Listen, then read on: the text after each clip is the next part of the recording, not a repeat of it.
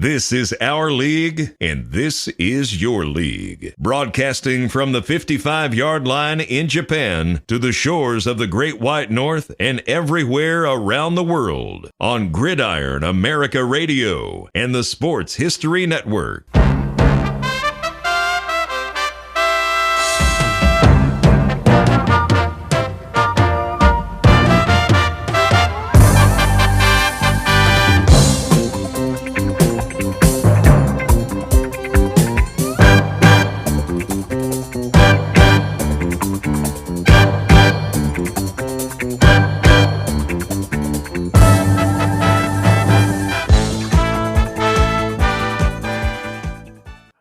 Everybody, welcome to From the 55-Yard Line live stream on YouTube. It's Dave and I tonight, and Fran is quote unquote on assignment. He's off. He's got some time off, so he's taking a little time away. He'll be back hopefully next time we record. It's been about a month since we've hit the record button here, mainly because of the time difference, and I've had a lot going on. Dave's had a lot going on, and so here we are. So last time I think we talked, it was right before the UFL kicked off, wasn't it? Yes. More or less, Dave? Okay. The first games are going on that weekend. Yep. Okay, so it really hasn't been that long since we sat down and talked. Shit. It seems like forever. It's just, I've had a lot going on here. And especially the other night, we had a big earthquake that hit about 200 miles from here. So, and I tell you what, that was probably the biggest not the biggest I've ever felt. The biggest I ever felt was 4 months ago when the big one hit on the other side of Japan, which we felt. This one was much closer. 11:30 p.m., laying in bed, about ready to doze off. It was like, the phone lit up, and as the phone was lighting up, you could feel the earth move underneath. It was one of those moments where it's like, shit, this is really happening. I'm laying there, and by the time I had really had time to react to it, it was over. So, and plus, so that's just life in Japan. So how you been, man? Did you feel the earthquake up there in New York? No, but I didn't feel the earthquake in New York, but I do have a funny story. I was actually on the phone at work, talking to someone about booking a Warhammer convention. So really? I'm literally in mid-sentence, and the phone drops. The call drops. It's the weirdest thing. It's like just drops, and the guy calls you, and the gentleman calls you back. We're talking, and I'm just at work, and about 2 hours later, I get another phone call. He goes, "Do you know when we were talking was when the earthquake hit?" I go, "No, that makes sense." So yeah, so I had a phone call drop. That's my earthquake story. Didn't even know it happened. My mom, I was talking to my mom this morning, and she had an earthquake over where she's at in California. Because we had an earthquake. Yeah, she felt it too. So us, being from the Midwest and everything, we don't feel earthquakes. I felt a couple living in Chicago, and they all happened at night. And on one of them, there was that moment my dog just started barking in the middle of the night. And all of a sudden you just felt the earth move, and then that was it. I'm like, oh, that explains it. The other dog, mind you, she was sleeping, didn't even, she was dead to the world at that point. She didn't care, didn't feel, but our little guy woke up, and he's like, started barking, and and yeah, so, but we don't have a dog here to give us a heads up though. It's interesting here with the phone and the technology. Because when the phone lit up, that's when outside you heard, it's kind of like the tornado sirens back home. Mm. They've got I don't know what they were saying, but they let you know there was an earthquake. But there was no tsunami warning or anything like that. So, okay. It was good. But where we live at, and there's a huge trough off the shores of Japan. And they say when it goes, it's going to be devastating in terms of the damage here. So, thanks. Yeah. I don't know. What can you do? I mean, I figure if we're screwed, everybody's screwed at that point. Yeah. There's nothing you can do. Just we live in a building that was built up to the latest code, like 2009. So, hopefully, you never know. Anyway, on a more positive note here. And the only other news from around here is we had the eclipse that we're in the path of totality, but we had a cloudy day. So it was just basically, it got dark in the middle of the day for nothing. Really? Was it noticeably dark? Oh yeah, it was dark. Oh yeah. Really? So we actually went, the family took the family to an actual eclipse party. They had bounce houses for kids and stuff like that. And then you went outside and we had the lawn chairs out, and it got dark. It felt like night for about 3.5 minutes. Wow. Basically, you sat there, and from the west, it was just basically all of a sudden you see the darkness creep at you, and then you're in pitch black, and then it goes across. And then 3.5 minutes later, you're watching out, and it just starts getting light, and just comes right across, and you're back to what it was 10 minutes ago. Yeah, no, I was. It's interesting because down in Southern Illinois, down in Carbondale, Carbondale was part of the last, like a few years ago, the last total eclipse, and they were in the same way this one too. So it was, watching the news back from Chicago and watching all the coverage there, all the news, everybody from the Chicago news, all the news channels were down there covering it. So it was, and I wish I could have experienced it, but I guess I think next year we have a partial eclipse coming here, and then a total solar eclipse in about, say, 10 years. So hopefully I will still be here. I have no plans on leaving. I have no plans on coming back to America unless it's in a pine box. So, that's the plan, is to be here. And it's funny too. Thinking between the last couple of weeks, got me. I don't know why I didn't bring one of my telescopes with me, but I bought a new telescope, a cheapie. Nice. So, I can be, a gentleman, amateur astronomer here. But it's like around here, just there's so much light pollution. I mean, obviously the moon and the planets I can see, but in terms of constellations and stars and stuff, it's kind of hard. I mean, there is really a ton of light pollution here. So, but, I've got the telescope basically to look at the moon, look at the planets. Cool. From the balcony. So anyway, so speaking of planets and aligning and everything, how goes the UFL? Are the planets and stars aligning for the league, or is it are we kind of a continuation from last year in terms of what do you think in terms of the reception, attendance, and all that? Do you see any significant difference from, say, how the league ended last year? Specifically the XFL? I think the TV ratings are good. I mean, I'm not sure. At the end of the day, I know offline we've been talking about like what's the expectations, like what going into the season, what would be a good number for television, because it is hard to compare. It's hard to compare XFL version 1, XFL version 2, XFL version 3, because the TV landscape changed so much. Even just in the last year.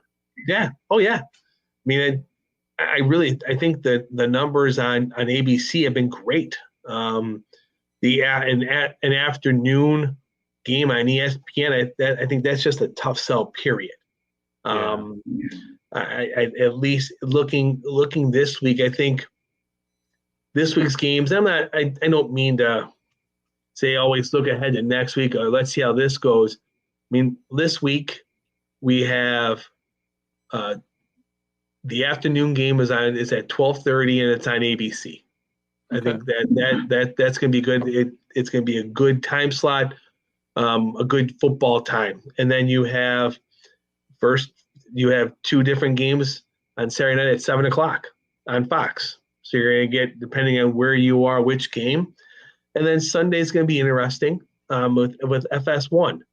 but I think that's the mode that they're looking to. I think they're going to try to go the games at night. Now, granted, the ABC afternoon game is they do college football at that time, so a 12:30 Saturday football game is not uncommon. So I don't think that's going to be. I think that's going to be a good rating. And looking at the ratings so far, it seems like when the games are on the networks, they've been doing very well. Which, Okay. Yeah. I think you got to get a million plus. I mean, you're doing well in today's television age. Yeah. Especially now we're creeping into spring, we're creeping into summer, where if they continue with this level of viewership, I'll say it's a success for year 3 for USFL, year 2 for XFL. The combination, trying to put this all together late, it felt like, but on the field, I think the game on the field is very, very good too. You've had entertaining games. Well, and just looking at the write-up, because I've been living with the write-ups and everything, because honestly, me just trying to watch a game is kind of, even like, I've been kind of tuned out of the football world in North America, including the Mexican League. I wanted to do the Gridiron Mexico thing, but just with time zone change, and I've just kind of found it hard just to set aside that time with so much any other things going on with me, but with me here in Japan. But when it comes to the level of play, that's the thing. And reading everything, the level of play has been great. The games have been great. So the on-field product, I don't think anybody, for as much as I give UFL fans or XFL fans a hard time, the quality of play has always been great. It's just been more the hype and everything that I've and the constant spin about how great things are without any critical analysis of, okay, how do you make this better? How do you, but with all that said, the on-field product has always been great. So, but going back to what you said in terms of just where it's at right now with TV, they stay on network TV, then I think there's a chance that,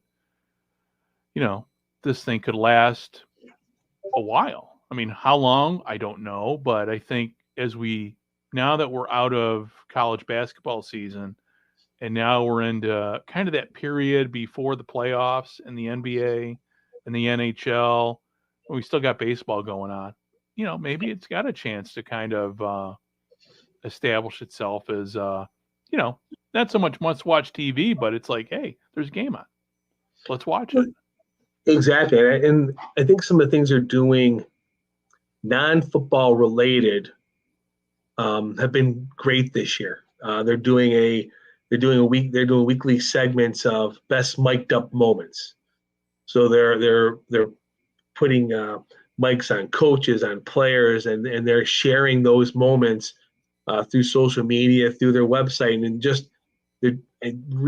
I'm impressed on how they're trying to get that connection, build that connection, because they're not in the cities, and that's the same repeated. We can go down that road of discussion on that, but I really think they've done a really good job on taking the players, taking who they have, the personalities, and connecting them to build that. Because you want to know about the Stallions because of this player, or right, the Renegades because of this, or the show about the list goes on and on. And it's the name of the player is not really so much important. It's building that, so you want to see that. You want to see. I mean, they have a nice piece on their website where they break down every single touchdown of week 3 or week 1 or week 2. So they show those moments in clips, and it's just great. I mean, I think that sounds a lot better than what we got last year. Yeah, I agree, and it just seems like the extra time it took to put this all together, it looks like they really sat down and said, you know what? What's the best of USFL? What's the best of the XFL? Let's put this together. Let's define some people's roles. Your job is to do this. Your job is to do this. Let's take our made for TV sport, and then let's package it up where, hey, here's all the touchdowns, here are the big hits, here are the mic'd up moments from coaches, from players, of things, of what's happening during the games. And it's just, it really shows, and I'm impressed. Cool. Yeah, I wish. I mean, I'm frustrated in the sense that I know part of the games are on ESPN Plus, which I can get with VPN, but I'm not able to see the other games now. Like I said before, just in terms of me just kind of tuning out everything. So maybe this weekend I'll finally tune in and see what everything looks like. And yeah, like I said, it sounds like they've listened to the critics. Yes, saying how we make things better. I agree. But now with that said, though, from what I've been reading, I was just reading an article from Mike Florio. Other than St. Louis, attendance sounds like it's anemic. It's not great. It's not great, but I'm not sure. Once again, I'm not sure what the expectation was. Right. Were the Michigan Panthers going to draw 40,000 a game? No. That's really the question. With you had a selling season of what, 2 months? Yeah. By the time they put this all together, I mean, I'm not trying to make excuses for attendance. I'm truly not. But I really think, I mean, and it's tough because I understand Pro Football Talk's they got to watch out for themselves. They got to make sure that their allegiance is with the NFL. So they're gonna, I'm not saying they're taking shots, but it's a valid point to bring up. But it's really only a problem for the UFL, because if they're not making enough money, someone's got to cover that cost. Yeah. But I really think with just 8 teams that they had, I mean, when we've talked about this before, like you have the doomsday budget, you have the okay budget, and you have the best possible scenario budget. So I think they're hitting the expected budget, which I think is what they planned on. Okay. It seems like they've also streamlined a lot of things as well. By being in year 2, year 3, however you want to play this out, I think they've worked out a lot of the kinks. They've worked out of a lot of different things. I think that make it a smoother run business financially, where you're not having those startup costs for the USFL year 3. So you're taking that cost and splitting it out over years.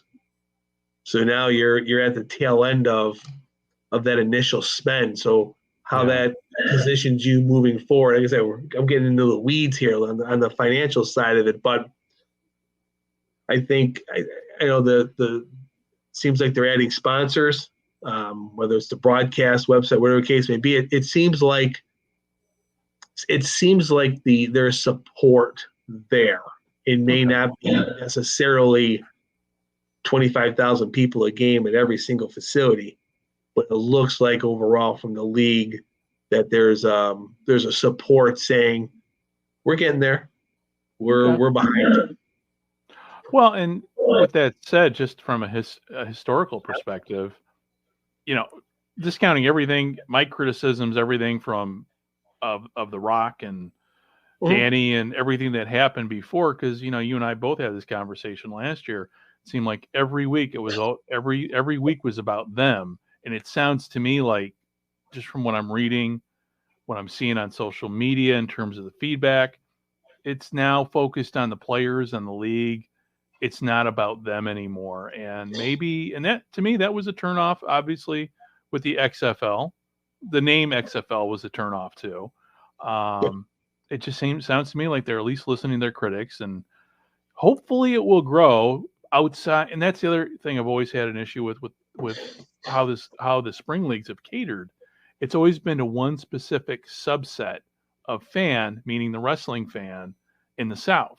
So hopefully after this year it will grow. Whether it expand, I think expansion just based on the attendance numbers is kind of premature, but they could get a few more northern teams. That would be good because other than I think Michigan's the only really other northern team, right? I wouldn't call DC North. So yeah, Yeah, that's the next one. yeah. So maybe. I mean, we'll see. I mean, like I said, everybody on my humor, and my humor, so you get my humor and you get where I'm coming from on all my memes.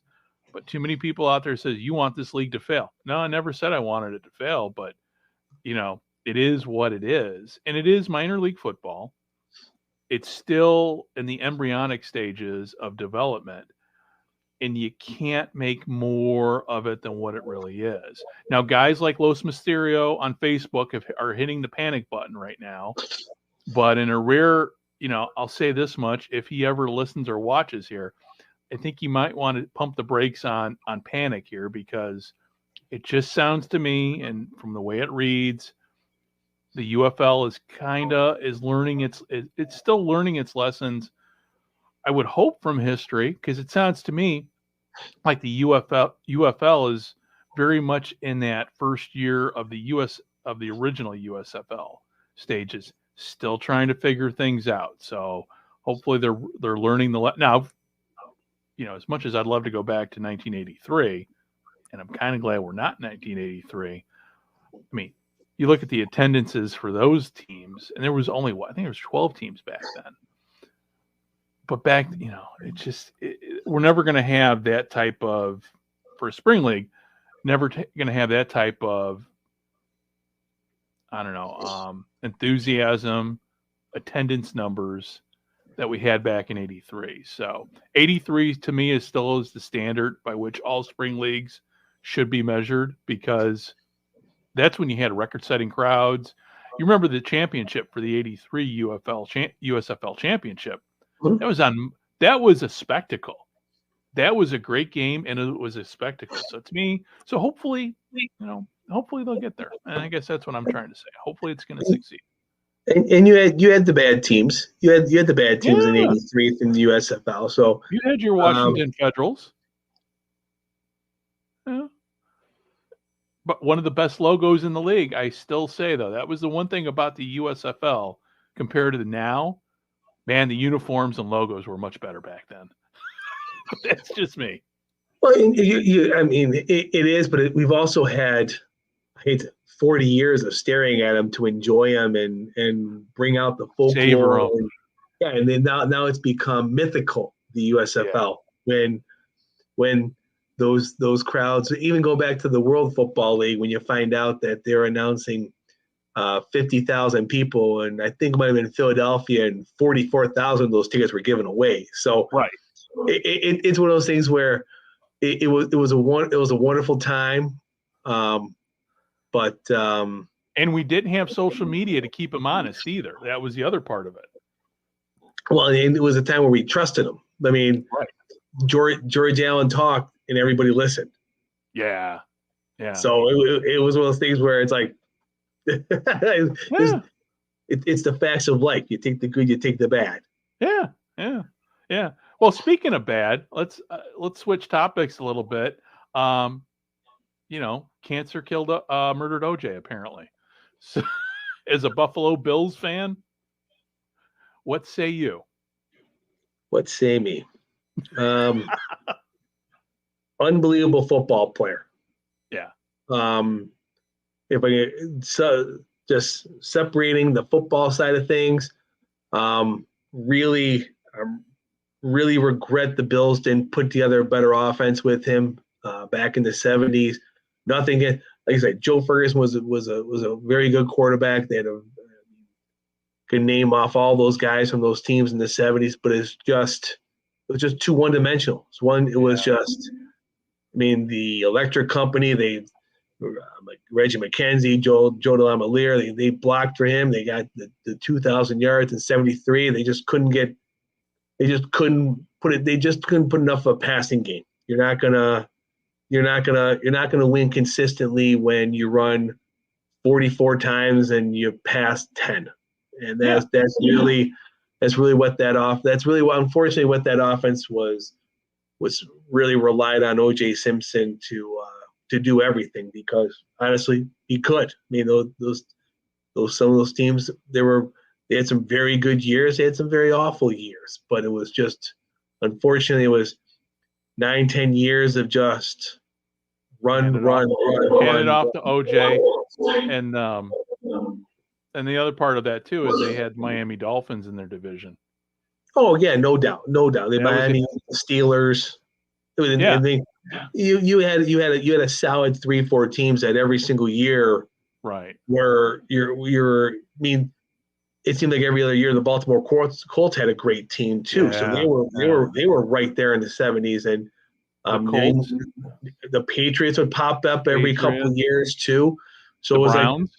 I mean the Bills, the Browns and the Bengals too.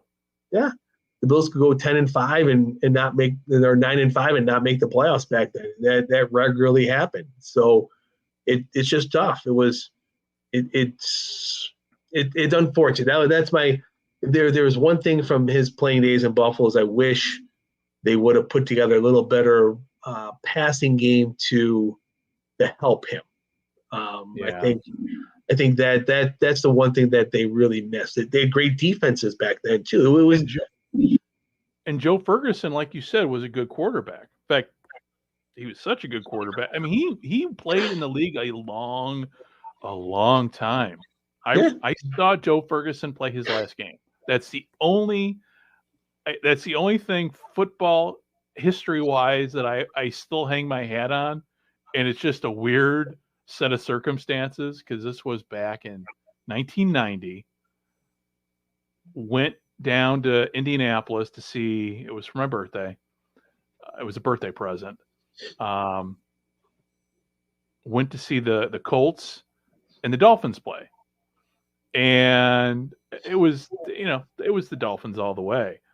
But they had, I think it was it Jeff George or Jeff True? But anyway, the first two quarterbacks got knocked out of the game.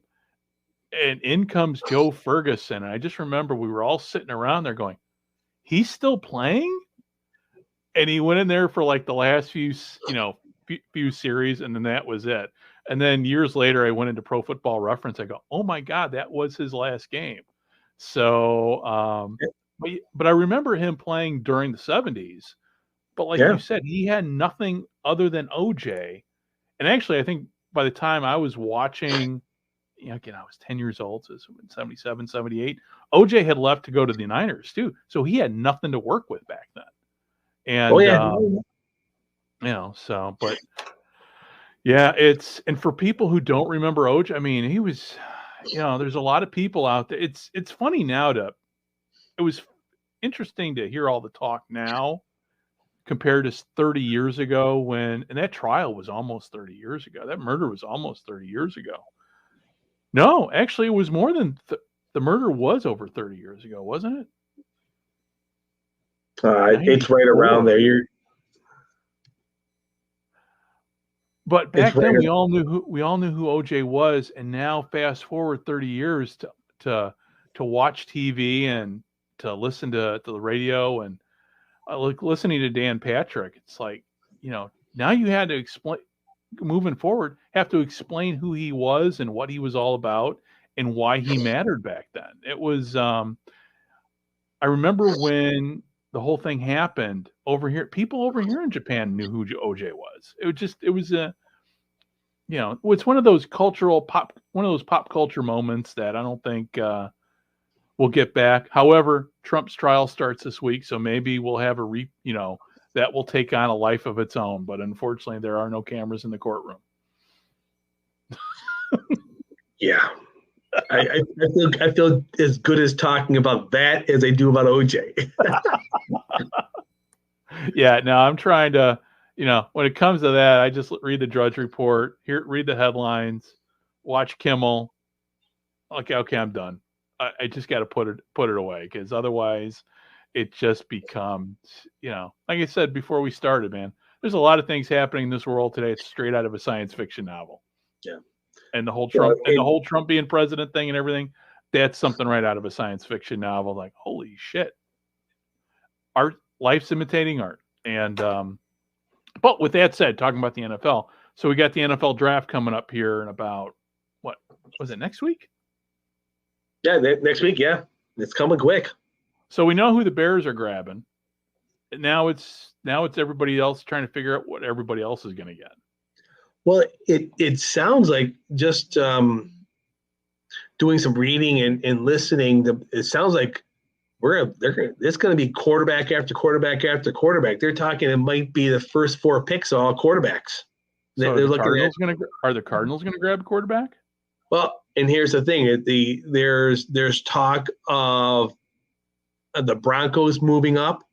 There's just a lot of talk of all the top 6 quarterbacks all going in the first round, and just having a big run on quarterbacks. So it'll be interesting. If that happens, then that means there's going to be a surplus of older guys. It's kind of like, okay, we're buying all new equipment, and we got all this great used equipment that and in some cases is barely used. Yeah. So that's interesting. I haven't really been following the draft talk, because I usually don't, except when it comes to my team with the chicken head on their helmet. And Kyler Murray belongs in the CFL, period. He has no business, at least to me. I mean, sometimes he's a great fantasy player, but when it comes to an actual, being a team quarterback and a leader and a winner, he's not. So I'm just curious how that's going to play out but again, the Cardinals will do what they always do every year, except one year, except the years that they drafted Larry Fitzgerald and Quan Bolden. They're going to disappoint. So that's my expectation. It'll be interesting. Like I said, there's so many moves out there still to be made of who's jumping up, who's jumping down.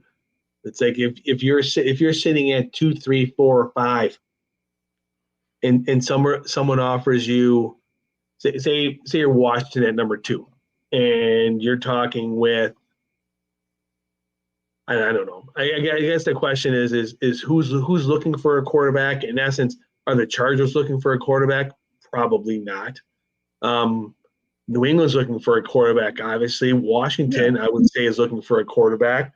But at 4, how much time's left on Kyler Murray's contract?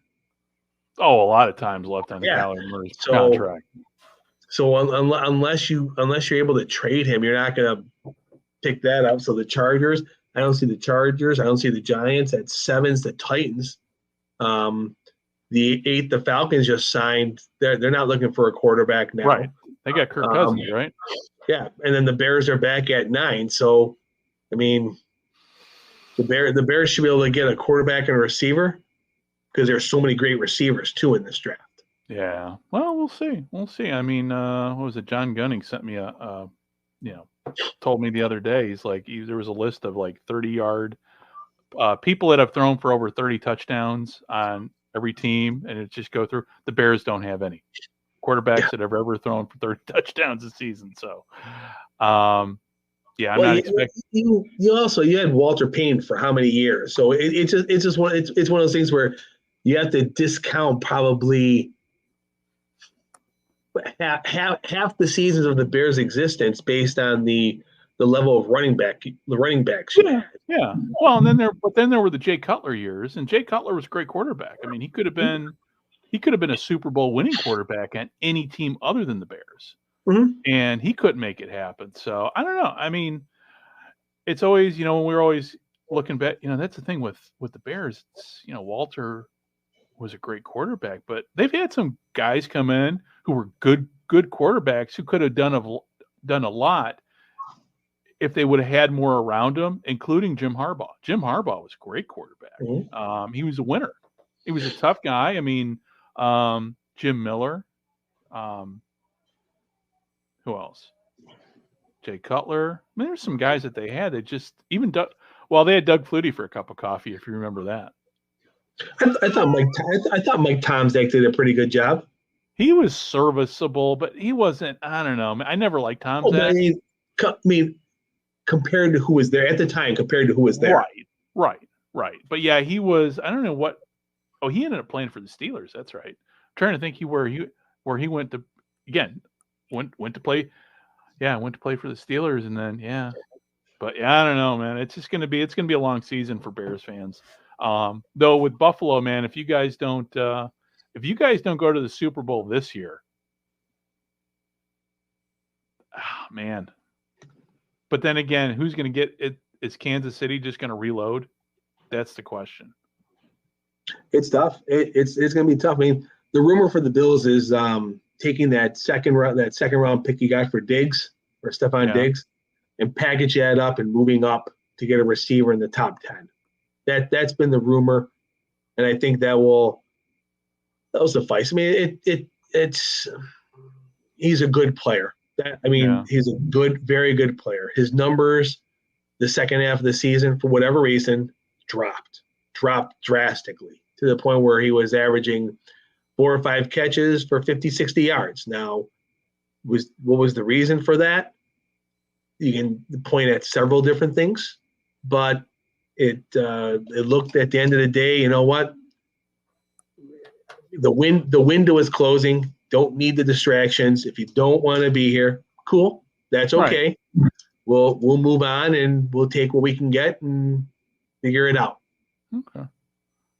Well, we know this much about Kansas City. They're going to have to get somebody to replace Rashid Rice. Yep. So. And you know what? They will. They will. And Andy Reid, he's underestimated so many years. He just was missing a couple pieces in Philadelphia. Oh, yeah. But it's amazing to see him just Kansas City. What year did Mahomes take over quarterback? 5 years ago. 5 years ago. I mean, it's just you do not bet against Kansas City, no, at all. And I don't like Kansas City. I'm not big. I mean, their fan base is kind of becoming, I don't know. They're almost as annoying as the Packers and the Cowboys, but not quite. It's like they're somewhere. I mean, the Cowboys to me are the most annoying fan base ever. And Green Bay's right. And being from Chicago, Green Bay's right there. But, in terms of the teams and the talent level, I mean, I don't know, man. I just can't see anybody beating Kansas City. The Patriots and Dolphins are for me what the Packers and the Cowboys are for you. Really? Yeah. Yeah, I can see the Patriots being the Patriots though have had it's like the Packers with the Bears. It's like I've heard Bears fans just like talk smack on Packers fans. Like, oh, your team's garbage and that. No, wait a minute. They own the Bears. And I don't know. But anytime that the Packers have lost, all the fans that I know of over the years that I was close to would always say, well, the refs. Why are you saying that you lost? Just let it be. Yep. You lost. I mean, Bears fans don't really complain about the refs, but they'll complain. I don't know. And that's what I like about football fandom. We can talk smack on each other's fan bases, but in the end, we all like football. So, yep. And even me with the XFL, talking smack with the XFL fans. Of course, that's gotten downright personal, and I've left it alone for at least the last couple of weeks. Just we all want football to succeed. Yep. It's just. But the problem is now with the UFL going kind of full circle on this. Are you seeing much in terms of the media, the mainstream media covering the UFL? Or are we still kind of reliant on the fan created websites to kind of carry the load in terms of coverage? Because I'm seeing more on my end from CBS and Fox and NBC than I think I did last year. I agree. Yes, and when you have Mike Florio talking about it, Pro Football Talk. I mean, it's definitely has a larger place in the football sphere this year than it did in the past. Where does that go? Now we have the draft, and will some of that dissipate with the draft coming up and going into then the mini camps and things like that. I think the crowds in the games will make that happen. Like if St. Louis has another record break, if St. Louis breaks the record every single week as we go through this season, and we have a close race for the playoffs, and we have some I don't know, remarkable touchdowns and things that they're doing,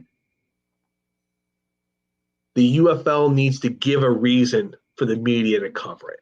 Right. Is really what I think it comes down to it. And they're getting a lot of talk of the two issues we talked about today: the great crowds in St. Louis and the not so great crowds everywhere else. And that's you have the two camps, and that's what you have with social media and the fan pages and the fan covering is, oh my goodness, St. Louis is amazing, and then you have Chicken Little, the sky's falling everywhere else, and it's just. It reminds me of the old American Football Conference where you had the Cleveland Browns carrying the load.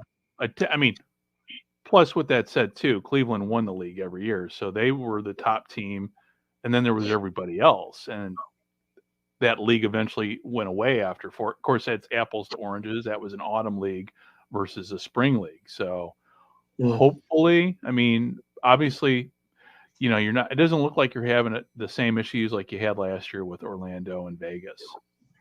True. They weeded those out. You're exactly right. They weeded out the glaring problems, and they picked the best 8, which I thought was the right thing to do. Yeah. I'm just curious. Yeah, and like I said, hopefully, you know, hopefully they don't expand. They hold off on expansion for a couple of years until they get the attendance where it needs to be. Because I think just in looking at everything and looking ahead, I think they've kind of figured out over-the-air TV is kind of the place to be to keep the numbers steady. But again, it's like everything else. What's coming up in the sports schedule that's going to pull eyes away?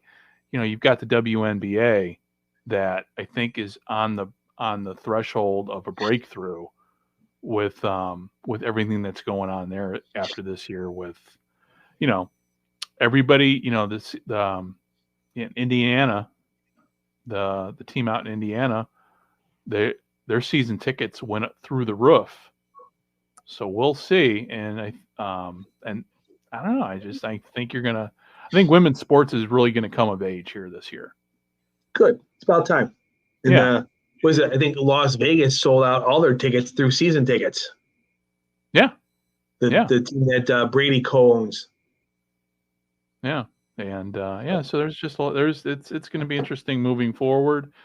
And I know here in Japan, we still got baseball going on, but I've yet to really focus in on baseball. It's hard, you know, it's really weird because I don't spend a whole lot of, obviously the baseball games are on here at night, but I haven't really been spending a lot of time in my man cave at night.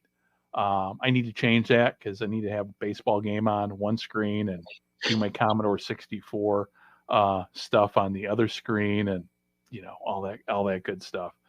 And in terms, but I think I'm trying to think last time. I don't even think we talked about it last time. Oh no, the last time we talked was about Shohei Ohtani. Oh yes, the gambling thing. So here's the thing with that. Here, they're still talking about it.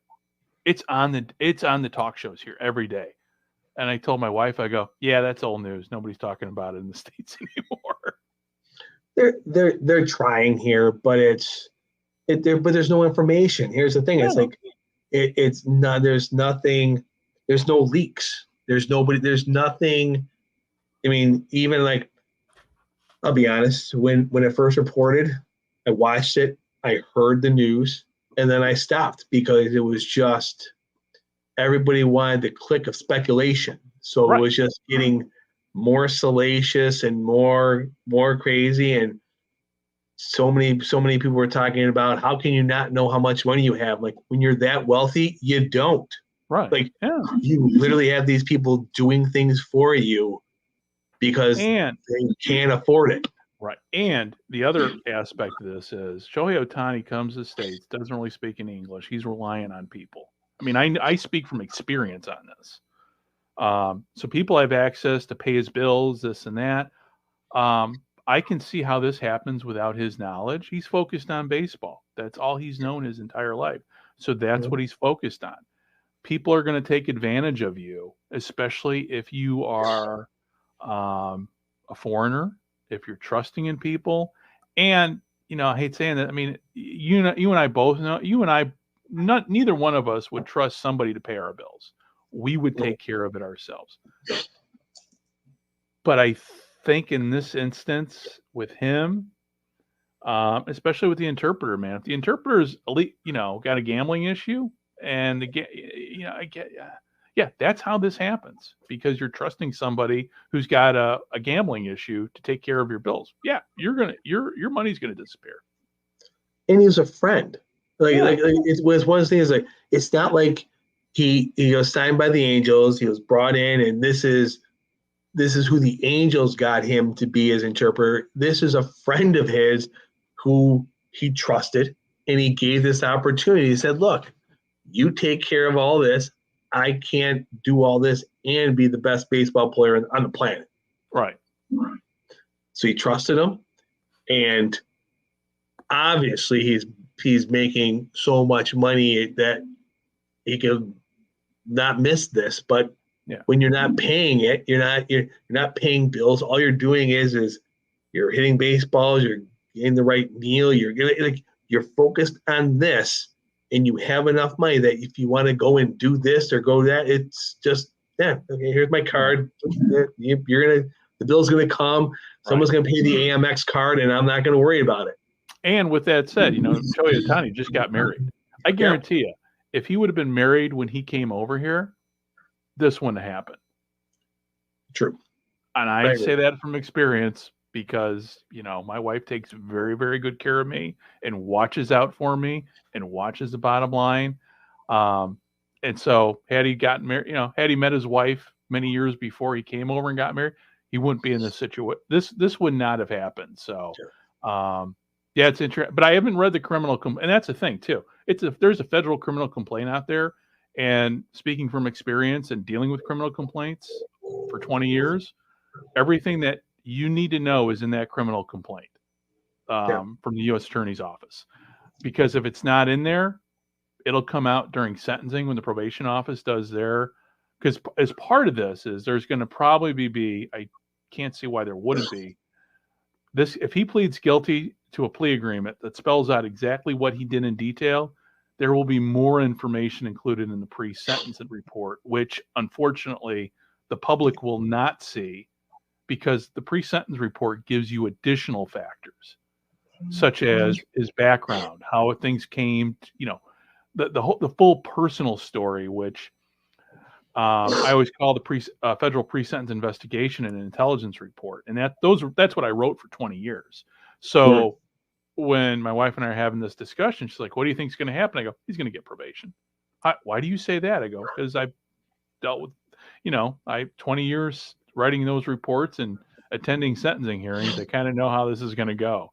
And now the question is he going to have the money to pay back Shohei? Probably not. So I'm curious how that's going to, the amount of the money involved, I'm curious how that will factor in. But I can't see him getting any prison, true prison time. I don't know. There's a lot of money involved. It's like there's a lot of money involved. Yeah, go ahead. I'm sorry. Right now they've pinpointed that he stole $16 million, but I guess that goes towards the total debt that he rang up of $40 million. So the question is, where's the other 24? He gambled it all. Does he have it? That's the whole thing is and because this is, because he's not a non-American, doesn't speak English, or like I said, there's not a whole lot of leaks and things like this. Is even with the 37-page document that came out of earlier this week about all of this, there's still a lot of. And I don't like playing the speculation game, but there's still a lot of what about this? What about this? There's more to the story. It's one of those. That's what I miss. Oh, go they're ahead. saying on this, I'll end on this part because this is just wild. They're saying between December of 2021 to January of 2024, he placed 19,000 bets. Is that even physically possible? Well, yeah, it is. I should say, but it's all. It is, but that's a serious problem. Like Yeah, that. We're not talking about my parlay hit for the NFL this week. Like you're gambling on some serious stuff. That's when you know you got a problem. Well, and that thing that amount of money it's going to take some time to get that all like they have a lot of information, but just going to take a lot of time to weed through all that stuff. I mean, well, and when it comes to so when in federal court, when you plead guilty to the offense, and I don't know when the plea agreement will be public. It's a matter. It should be a matter of public record. And what the plea agreement does, it'll spell out everything that he's agreeing to in terms of the sentence, and includes losses and everything. But when it comes to losses, you have actual loss versus intended loss, which is a whole nother issue that goes into. And again, I say that was my job to figure all this out for the judge. What was actual, what was intended. And sentencing law it's really one of those weird, it's a weird subset of criminal law. Sentencing law is very subjective, but in the end, it doesn't matter. It's really weird because no matter what I would come up with or what I would figure out, I would apply in terms of what the sentencing guidelines should be. The sentencing guidelines, basically, it's a number calculation. So a loss is, say a $4 million loss. I forget what it was, say 16. And then you go total everything up, and then you go to a chart, and then you have criminal histories factored in. It's but ultimately it boils down to what the judge thinks, and the judge can go well below those sentencing guidelines, or the judge can go above those sentencing guidelines. It's been my experience when it comes to sentencing, judges are lenient more often, and if it's out in California, in the Central District of California, those judges tend to be more lenient, much like they were in Chicago, because it's more of a liberal. They're very liberal when it comes to. Now, if this happened in Texas, in a red state, or in a more rural state or a more rural district, the punishment would probably be a lot stiffer. So if he does get prison time, it could be a year and a day. That's kind of when I say not real prison, but I can't see him getting prison time. But I could be wrong. I've been wrong. As you well know, I've been wrong about a lot of things, especially on this podcast. And but on this one, I can't see him doing a lot of prison time. But it boils down to what the judge thinks. The way the judge depends upon a lot. I mean, the whole sentencing process with the federal system is truly a process. And it's not like county court or state court where you've got 5 minutes for your case. No, you go to sentencing hearing. I've been to sentencing hearings that have lasted days. Wow. Yeah. So the whatever sentence he gets will be well thought out, and it could very well be agreed to too in the plea agreement. He may be agreeing to a certain amount of time in lieu of paying restitution. We just don't know until that final document comes out, though. I think a lot of things are going to be left to the sentencing judge to figure out come the day he goes to court to get sentenced. And in terms of that, is the interpreter, is he a U.S. citizen or a legal resident? That's a great question. I'm not even sure. Yeah, because if he's a legal resident, he's going back to Japan. Well, I assume that would be he's going to disappear. He might service because there's talk of 2 to 4 years. That's been bounced around, and I just assume that if he'd do his 2 to 4 years, and then Japan would go. Well, no, if he did his 2 to 4 years, what would happen is depending upon, Yeah, immigration would revoke his residency, and then he would be a deportable alien. And that's a whole nother part of the police sentence report that's addressed. Yeah, I like it's been a while. It's been almost 2 years since I retired. It's been a while since I've like looked at the type of work I used to do and going, oh, I remember how it was done. So over here, the biggest, I mean, that's still talked about. The biggest Ohtani news here right now is his contract. And the state of California is catching wind to how this contract was put together. Oh, really? So it's 10 years, $2 million a year. And then after 10 years, it goes to $68 million a year. But there's a kicker. That 68 is payable to wherever he chooses to live. So if he plays 10 years and retires and moves back to Japan, California doesn't get any taxes on that. Really? And California is like, we have to take a look at this to see if this contract is legal. Because now they're looking to see how does it impact, does it violate income tax laws? So the agency and the agents got so cute that the federal government, it's the California state government, but it could go farther up. They're going, oh, so this is what you're doing. And honestly, at the time, I don't think it was an egregious thing to stick it to California. I just think they were looking at creative math to be able to assign all these players and still stay within under the luxury tax. Yeah, dealing with a byproduct of that, but California's like, this is interesting. Yeah, dealing with and then also too, there's the Japanese tax system too. He's going to have to pay. That's a whole nother. Yeah. I mean, that's I'm just glad it ain't me. I paid my filed my taxes. I'm done. But yeah, to deal with that type of stuff. Oh man, yeah, I didn't hear about that. So it'll be interesting. I'm gonna have to catch up. I'm gonna have to go research that and find out what what that's all about too.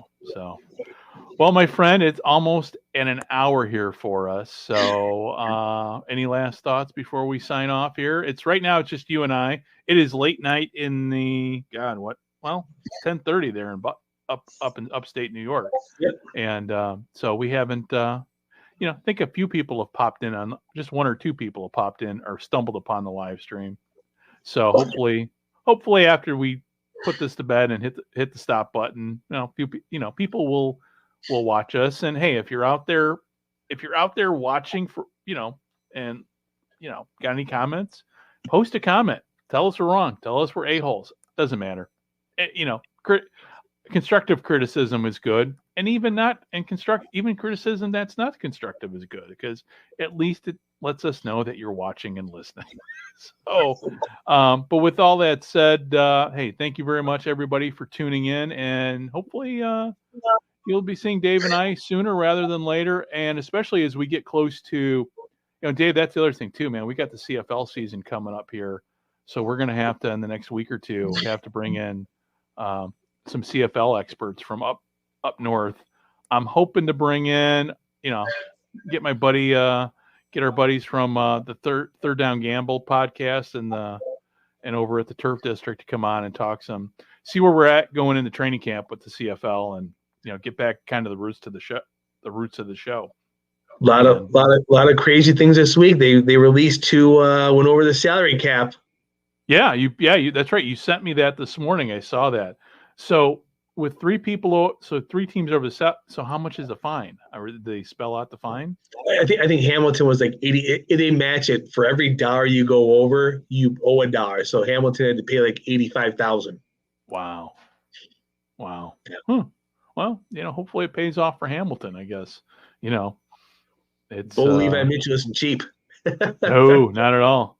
Not at all. So yeah, no, we'll be bringing those guys on. Be great. hopefully sooner rather than later. And hopefully we'll have Fran on next time too to talk up his around the leagues. He's been covering the UFL hard, so we'll need to get him on and cover down on what's been going on with the UFL from his perspective, and hopefully hopefully by the time next time we talk, it'll I think we're going into we're in week 4 now with the UFL, right? Correct. So hopefully by week 5, we get a good gauge as to where the league's going in terms of ratings wise, because I think looks to me like things have stabilized, and I don't foresee any huge drop in ratings if things keep going the way they're going. Just a matter of attracting new fans, and that's kind of what the league needs to do for long-term survival. So, okay, with all that said, it is this is Greg, and for Dave, thank you very much for watching and for tuning in, and we will be talking to you again very, very soon. Let me see here as I am still figuring things out as we go along. So, and hopefully by next time, we'll be getting rid of the StreamYard logo and replacing it with our own. So, with all that said, hey, thank you very much for tuning in and listening and watching us. And you can find us on the sportshistorychannel.com and from the 55yardline.ca. And all that said, hey, thanks very much, and talk to me soon. Bye-bye.